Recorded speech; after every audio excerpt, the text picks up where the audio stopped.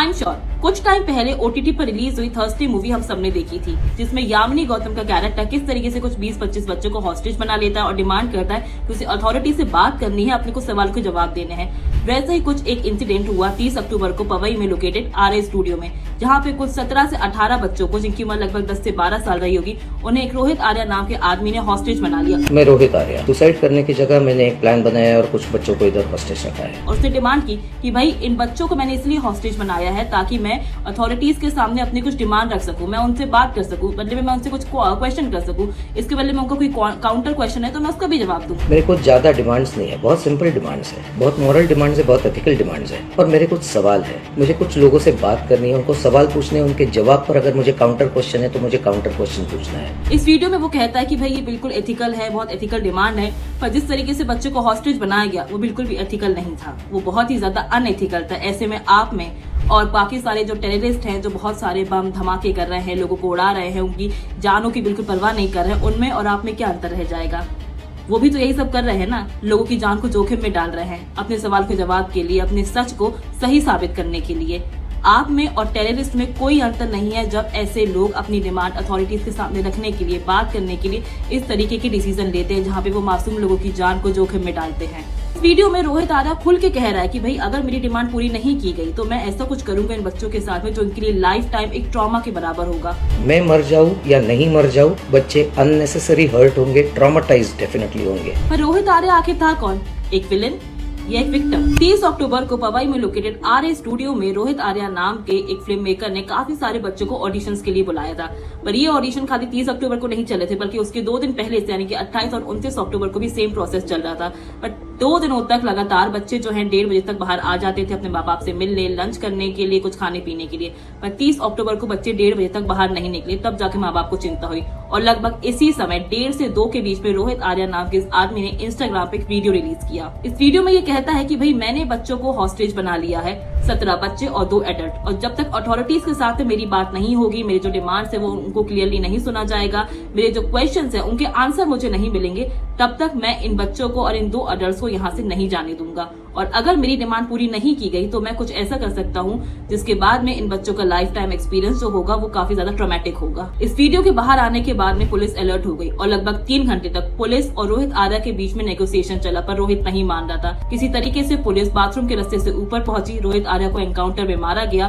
और बच्चों को सेफली रेस्क्यू किया गया। अब सवाल ये उठता है कि आखिर रोहित आर्या था कौन और इसकी ऐसी क्या डिमांड्स थी जिसके कारण इसने ये पूरी सिचुएशन क्रिएट की, और जो ये चाहता था कि इसकी पेमेंट क्लियर हो और इसकी डिमांड्स मानी जाए और आके जो मिनिस्टर है जिनसे डिमांड कर रहा था बात करने की, वो आके इसके सवाल को जवाब दे। So as per media reports Rohit belong कर रहा था पुणे के कोथरूड इलाके से, और इस इंसिडेंट के 1 हफ्ते पहले पुणे में जो उनका रेंटेड फ्लैट था वो भी खाली कर दिया गया था, और कोथरूड इलाके में जहाँ पे इसके माँ बाप रहते थे उस घर को भी खाली कर दिया गया था। नेबर्स को कुछ भी आइडिया नहीं था कि ये पूरी फैमिली आखिर जा कहाँ रही है। और ये हॉस्टेज वाले इंसिडेंट को होने के 1 हफ्ते पहले ये चेंबूर में आके अपने किसी रिश्तेदार के मुंबई के किसी फ्लैट में रहने लगा था। रोहित आर्या काफी टाइम से मेंटली अनस्टेबल चल रहा था और वो इस हॉस्टेज वाली सिचुएशन को अभी से नहीं बल्कि पिछले कई महीनों से प्लान कर रहा था। इस बीच में उसने काफी सारी एक्ट्रेसेस के ऑडिशंस भी लिए, कुछ 1-2 एक्ट्रेसेस को उसने फाइनल करके उन्हें ऑडिशन के लिए बुलाया भी था और उन्हें बराबर समझाया भी था कि भाई ये स्क्रिप्ट है, आपको इस तरीके से एक्ट करना होगा, हॉस्टेज वाली पूरी सिचुएशन होगी। अब मीडिया रिपोर्ट्स की माने तो रोहित आर्या एक पढ़ा लिखा आदमी था जिसने पुणे के सिम्बायोसिस यूनिवर्सिटी से अपना ग्रेजुएशन किया था और इंडियन स्कूल ऑफ बिजनेस से वो MBA पास आउट था। एज पर रिपोर्ट्स रोहित आर्या ने अपनी वाइफ के साथ मिलकर कुछ सालों पहले स्वच्छता मॉनिटर इनिशिएटिव लॉन्च किया था,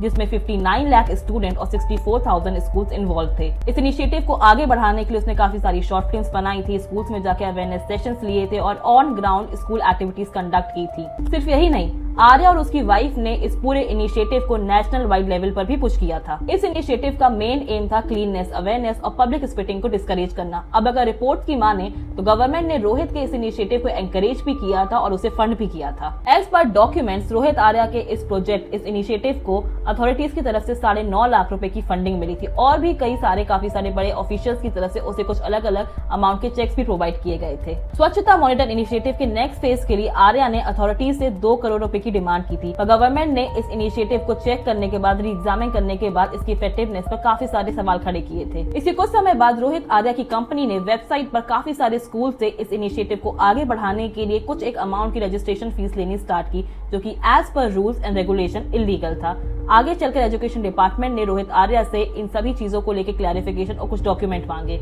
आर्या ने जो project detail and document submit किए वो वेरिफिकेशन और डिपार्टमेंट स्टैंडर्ड से मैच नहीं कर रहे थे और कई जगहों पर कॉस्ट एस्टीमेट और अप्रूवल्स क्लियर नहीं थे और किसी एक इनिशिएटिव को आगे बढ़ाने के लिए इस तरीके से इंडिविजुअली स्कूल से रजिस्ट्रेशन फीस चार्ज करना गवर्नमेंट नॉर्म्स के हिसाब से सही नहीं माना गया है। एज पर रिपोर्ट्स एंड रोहित आर्या के पुराने वीडियो के बेसिस पर कुछ रीजन जो सामने आ रहे हैं जिसने उस इंसान को क्रिमिनल बनने पर मजबूर कर दिया था वो ये है कि काफी समय से उस इंसान के अंदर एक बहुत बड़ा फ्रस्ट्रेशन बिल्डअप हो रहा था। उसने अपने क्लेम में वो बार बार ये चीजें कह रहा था कि उसे अपने इनिशिएटिव का प्रॉपर क्रेडिट नहीं मिला है, उसकी फाइनेंशियल ड्यूज क्लियर नहीं हुए हैं, लोग उसकी बात नहीं सुन रहे, लोग उसकी बातों को इग्नोर कर रहे हैं। रोहित आर्या के पास में जितने भी पैसे थे उसने इस इनिशिएटिव में डाल दिए थे। इस कारण से उसके पास में कोई भी फाइनेंसेस नहीं थे अपनी लाइफ को, अपने पेरेंट्स को, अपनी बीवी को, अपने बच्चे को आगे फाइनेंशियली सिक्योर करने के लिए। करियर अनसर्टेनिटी, इमोशनल ब्रेकडाउन और मेंटल प्रेशर ने उस आदमी को अंदर से तोड़ दिया था। लेकिन सबसे बड़ा सवाल, अगर एक इंसान ने मेहनत, टाइम और पैसा इन्वेस्ट किया है, उसके बाद अगर वो 10 से 12 साल के बच्चों की जिंदगी को खतरे में डाल रहा है तो क्या वो सही है? क्या अपनी आवाज बुलंद करने के लिए या फिर अपने पॉइंट्स को लोगों तक पहुंचाने के लिए हिंसा का इस्तेमाल करना या हॉस्टेज जैसी सिचुएशन को क्रिएट करना, बच्चों की जिंदगी को खतरे में डालना, उन्हें एक ट्रॉमेटाइज जैसी सिचुएशन में डालना, क्या ये सही है? आज ये इंसान हमारे बीच में नहीं है, लेकिन ये केस हम सबके बीच एक सवाल छोड़ के गया है। जब सिस्टम और सिटीजन के बीच कम्युनिकेशन टूट जाता है तो इसका नतीजा हमेशा ट्रैजिक होता है। इससे हर एक इंडिविजुअल को सीखने की जरूरत है, ना कि ब्लेम करने की।